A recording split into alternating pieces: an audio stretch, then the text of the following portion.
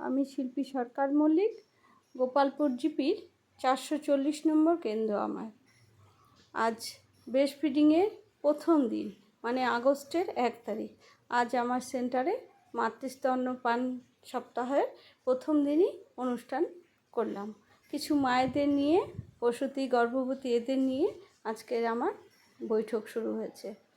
আমাদের এখানে প্রচণ্ড রোদ, তাই যেহেতু সেন্টার ঘর নেই, তা গাছপালার নিচে আমার ওখানেই অনুষ্ঠানটা শুরু করলাম। মায়েরা আসার সাথে সাথে তাদেরকে চা বিস্কিট এবং বাচ্চাদেরকে টিফিনের ব্যবস্থা করেছিলাম। তাদেরকে টিফিন দিয়ে আমি আমার অনুষ্ঠান শুরু করলাম। তাতে কিছু মা আসতে পারেনি, কারণ প্রচণ্ড রোদ।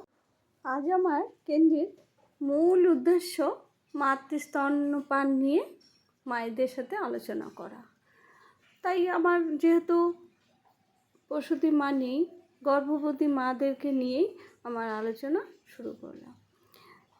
আলোচনার মধ্যে ছিল এই যে নবজাত শিশু জন্ম নেওয়ার সাথে সাথে এই যে মাদের বুকের যে হলুদ শ্বাসদুধটা, সেই শ্বাসদুধটা খাওয়ানোর কথা, আর বাচ্চাকে কিভাবে ব্রেস্ট ফিডিং করাতে হয় সেগুলো কিছু সিস্টেম আমি হাতে ধরে শিখিয়ে দিলাম।